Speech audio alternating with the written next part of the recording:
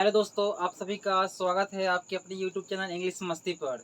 दोस्तों, आज की वीडियो में आज हम लोग बात करते हैं निर्देशांक ज्यामिति चैप्टर से जो कुछ ऑब्जेक्टिव है, फार्मूला है, वो सारे टॉपिक के बारे में आज बात करते हैं।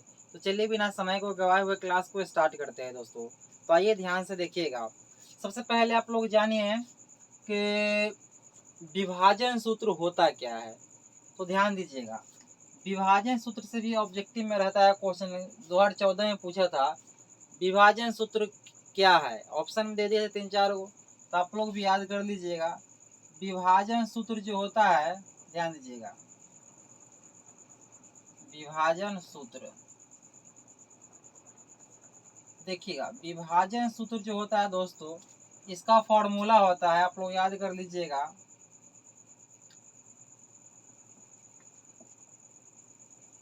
जब रेखाखंड को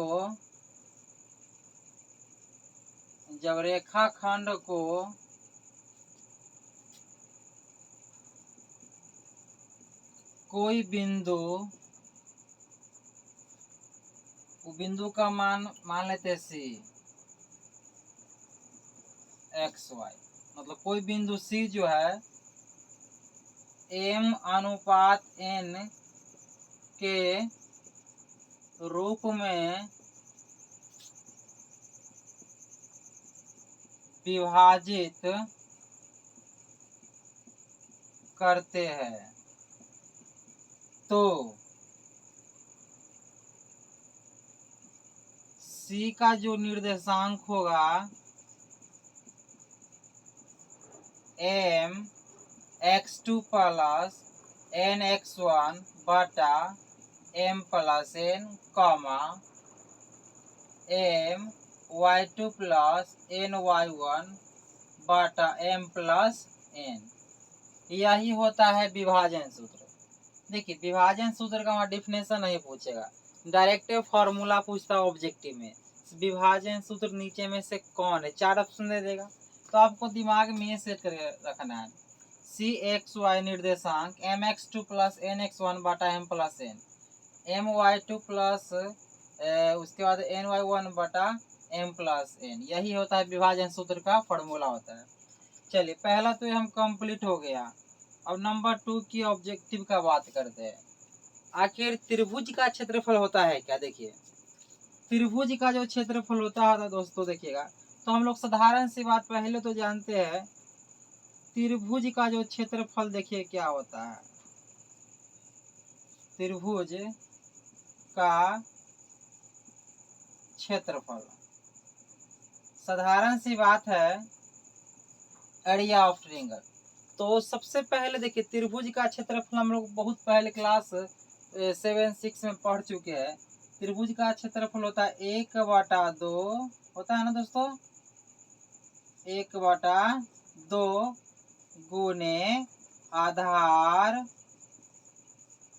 गुने ऊंचाई, इसको आप शीर्ष लंबी बोल सकते हैं। 1/2 गुने आधार गुने ऊंचाई, इसको आप शीर्ष लंबी बोल सकते हैं। तो त्रिभुज से कुछ मैं बेसिक बात बता देता हूँ। ये निर्देशांक ज्यामिति फार्मूला का कहीं यूज नहीं है, तो आखिर कौन सा फार्मूला का यूज है, मैं सारा चीज आपको डाउट क्लियर करवा देता हूँ। तो सबसे पहले जानिए, आखिर त्रिभुज होता है दोस्तों, त्रिभुज आखिर इसमें इससे भी ऑब्जेक्टिव में रहता है। त्रिभुज में पहला नंबर जानिए शीर्ष कितना होता है। देखिए, शीर्ष का मतलब होता है ऊपर वाला जो नुकीला वाला भाग है ना, इसी को बोलते हैं शीर्ष।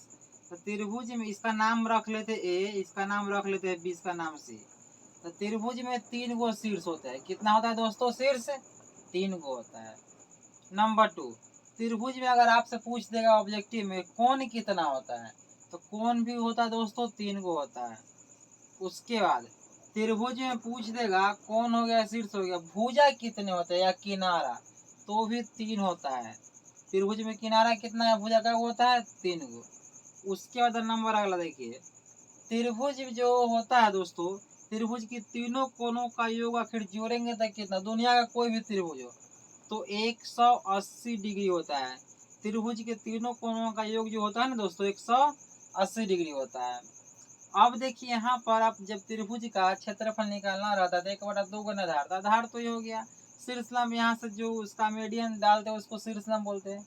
फिलहाल इस फॉर्मूला चैप्टर में ये फार्मूला का यूज नहीं है।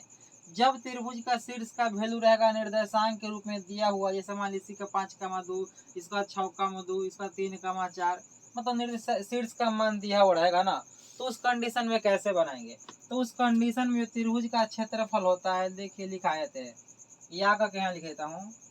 त्रिभुज का जो क्षेत्रफल होता है दोस्तों, 1/2 बड़का bracket x y minus Y.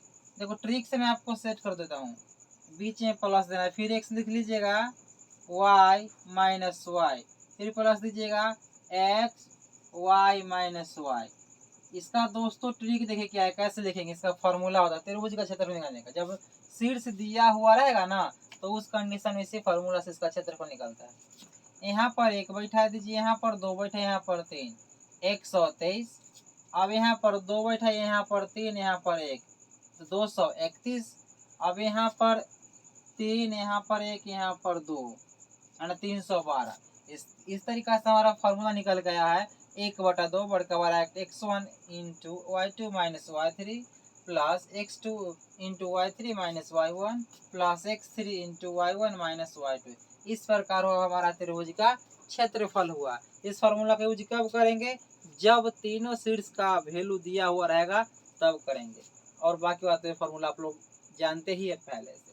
और ये विभाजन सूत्र हो गया, त्रिभुज का क्षेत्रफल हो गया, या निर्देशांक ज्यामिति में सब रहता है। अब देखिए दोस्तों अगला टॉपिक, चतुर्थांश के बारे में हम पहले ही बता चुके हैं, दूरी सूत्र होता है क्या है, और उसके बाद मूल बिंदु से निकालने का दूरी सब पहले वाले वीडियो में बता चुके हैं। यदि अभी तक आप वो वीडियो नहीं देखे हैं तो डिस्क्रिप्शन में उसका लिंक दे दूंगा और आप लोग देख लीजिएगा। चलिए दोस्तों, अब अगला टॉपिक पर बात करते हैं। कुछ और ऑब्जेक्टिव लिखते हैं। देखिए आपको इसके बारे में पहले बता चुका हूँ, तो निर्देशांक से इतना रहता है ऑब्जेक्टिव, और इससे कोई खास नहीं रहता। अब देखिएगा कुछ जो प्रीवियस में टॉपिक जो पढ़ा चुके हैं, लेसन 1, 3, 4, 5, उससे कुछ ऑब्जेक्टिव मैं करवाता हूँ। क्या आप जानते हैं सबसे छोटी सम अभाज्य संख्या कौन है? तो सबसे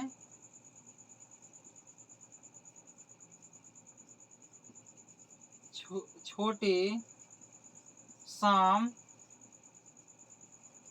अभाज्य संख्या, अगर ऐसा वाला ऑब्जेक्टिव में रहेगा पूछ देते कभी कभार, छोटी भी नहीं लिखा रह सकता ऐसे, छोटी समअभाज्य संख्या या छोटी समअभाज्य संख्या कौन है, या नीचे में है समअभाज्य संख्या कौन है। तो इसका दोस्तों आंसर होगा, क्या होगा? 2 होगा। समअभाज्य संख्या क्या है? 2 होगा दोस्तों। अब कुछ बेसिक बात करते हैं। देखिए आप जानते हैं प्राकृत संख्या क्या है? तो देखिए गिनती की संख्या को प्राकृत संख्या कहते हैं। तो प्राकृत संख्या शुरू कितना से होता है?